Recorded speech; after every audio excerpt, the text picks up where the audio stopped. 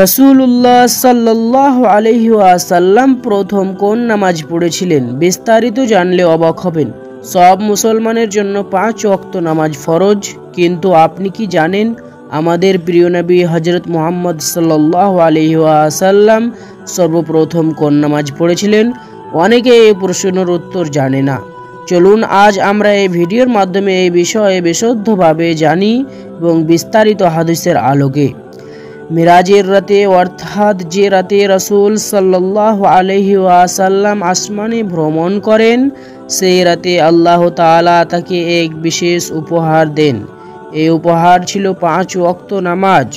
প্রথম 50 ওয়াক্ত নামাজ ফরজ হয়েছিল, কিন্তু মুসা আলাইহি ওয়াসাল্লামের পরামর্শ রাসূল সাল্লাল্লাহু আলাইহি ওয়াসাল্লাম বারবার আল্লাহর কাছে অনুরোধ করেন এবং শেষ পর্যন্ত 5 ওয়াক্ত নামাজ নির্ধারিত হয়।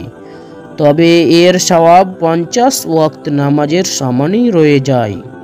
এর পরের দিন জিবরাইল আলাইহি ওয়াসাল্লাম রাসূলুল্লাহ সাল্লাল্লাহু আলাইহি ওয়াসাল্লামের কাছে আসেন তাকে নামাজের ওয়াক্ত এবং নামাজ পড়ার পদ্ধতি শেখাতে।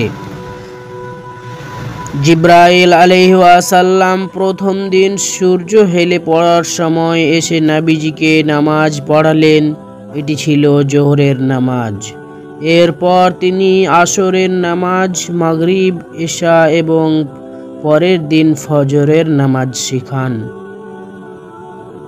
অতএব ইসলামের ইতিহাসে রাসূলুল্লাহ সাল্লাল্লাহু আলাইহি ওয়াসাল্লাম যে নামাজটি সর্বপ্রথম আদায় করেন তা হলো জোহরের নামাজ।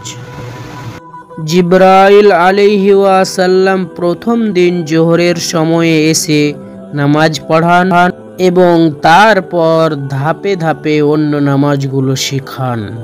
অনেকেই মনে করেন প্রথম নামাজ ফজর হবে, কারণ ফজর দিয়ে তো দিন শুরু, কিন্তু ইসলামের ইতিহাসে বলে প্রথম নামাজ ছিল জোহর।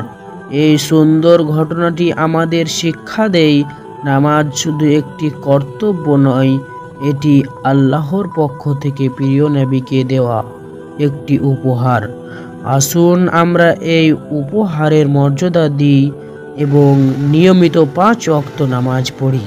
আপনি যদি ইসলামের ইতিহাস ও হাদিস ও কোরআনের আলোকে এমনই গুরুত্বপূর্ণ চমৎকার তথ্য জানতে চান, তাহলে এখন আমাদের এই চ্যানেলটিকে সাবস্ক্রাইব করে পাশে থাকুন আর পাশে থাকা বেল আইকনটি অন করে দিন, আর যেন কোনো ইসলামিক ভিডিও মিস না হয়। আবারও দেখা হচ্ছে পরবর্তী ভিডিওতে। সবাই আল্লাহর রহমতে ভালো থাকুন, সুস্থ থাকুন। আসসালামু আলাইকুম ওয়া রাহমাতুল্লাহি ওয়া বারাকাতুহু।